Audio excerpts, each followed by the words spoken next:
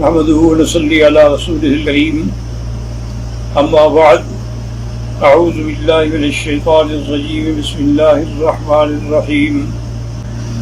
برادران اسلام، میں سرزمین حرم سے آپ کی خدمت میں ایک پیغام اور ایک ندا پیش کرنا چاہتا ہوں۔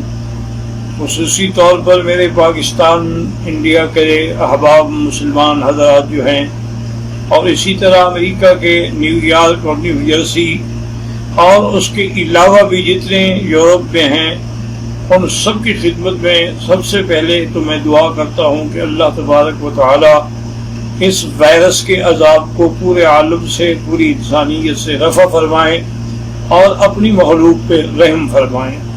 اور دوسری بات یہ ہے کہ اللہ کا ہمیں یہی حکم ہے کہ آپ صبر کرنے والوں کو خوشخبری دے دیں کہ جو صبر کرتے ہیں اللہ تعالیٰ ان پہ راضی ہوتے ہیں اور انہی پر اللہ کی رحمتیں ہوتی ہیں اور وہی ہدایت یافتہ لوگ ہوتے ہیں۔ اور دوسری بات جو حضور پاک نے فرمائی وہ یہ ہے کہ کوئی بھی بلا، کوئی بھی عذاب جو ہے وہ ایسے نازل نہیں ہوتا مگر ہمارے گناہوں کی وجہ سے۔ تو جب ایک گناہ انفرادی ہوتا ہے اور ایک گناہ اجتماعی ہوتا ہے کہ جب دنیا کے اکثر لوگ جو ہے وہ فحاشی میں اور یعنی میں بے حیائی میں مبتلا ہو جائیں تو پھر اس قسم کے عذاب بھی عمومی آتے ہیں، اور کبھی لوگوں پر ظلم کرنے کی وجہ سے بھی عذاب آتا ہے۔ اب آپ دیکھ لیں کہ ہم نے کشمیریوں کو 8 مہینے یا 9 مہینے سے لاک ڈاؤن کیا، اللہ نے پوری دنیا کو لاک ڈاؤن کر دیا ہے، تو اب آپ اس کا کیا حل کر سکتے ہیں؟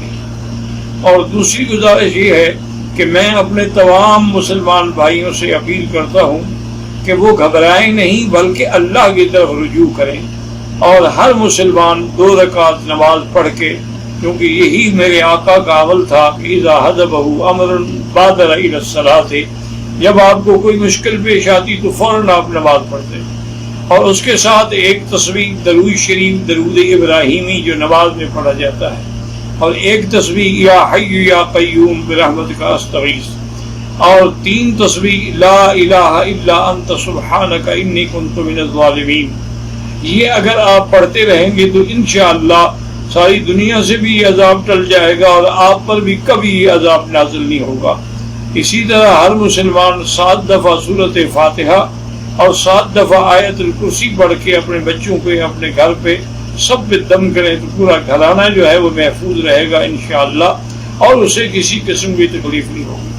اور دوسری بات جس نے مجھے یہ پیغام دینے پر مجبور کیا وہ یہ ہے کہ مجھے یہ بڑی باوثوق ذریعے سے خبر پہنچی ہے کہ ہندوستان میں بھی مسلمان مرنے کے بعد نعوذ باللہ اپنے مردوں کو اسلامی طور پر دفن کرنے کے بجائے کافروں کے حوالے کر دیتے ہیں، اور اسی طرح نیو یارک اور نیو جرسی میں بھی مسلمانوں کے بجائے کافروں کو میت سپرد کر دی جاتی ہے اس خوف سے کہ یہ اس کے جراثیم ہمیں نہ لگ جائیں۔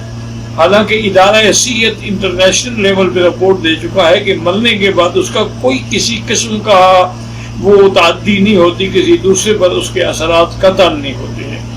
اور اگر آپ مہربانی کریں تو جو مسلمانوں نے اس قسم کے مراکز کھولے ہیں، جیسے کہ میرے معلومات کی حد تک نیو جرسی یا نیو یارک میں ندیم قریشی صاحب نے ایک بڑا اچھا قسم کا سینٹر کھولا ہے، اور جس میں اس نے عورتیں بھی اور مرد بھی تمام علماء کو رکھا ہے، اور وہ شریعت کے مطابق غسل دیتے ہیں، تجہیز و تکفین کرتے ہیں اور پھر ان کا جنازہ پڑھتے ہیں۔ تو آپ لوگ اپنے مسلمان مراکز سے رجوع کریں اور کافروں کو اپنی میتیں دے کر اپنی اور اپنے مذہب کی اور اپنے اسلام کی ہرگز توہین نہ کریں۔ اور آخر میں دعا کرتا ہوں کہ اللہ تبارک و تعالی تمام عالم انسانیت سے یہ عذاب رفع فرما دیں۔ اللہم انک عفو کریم عظیم تحب العفو فاعف عنا۔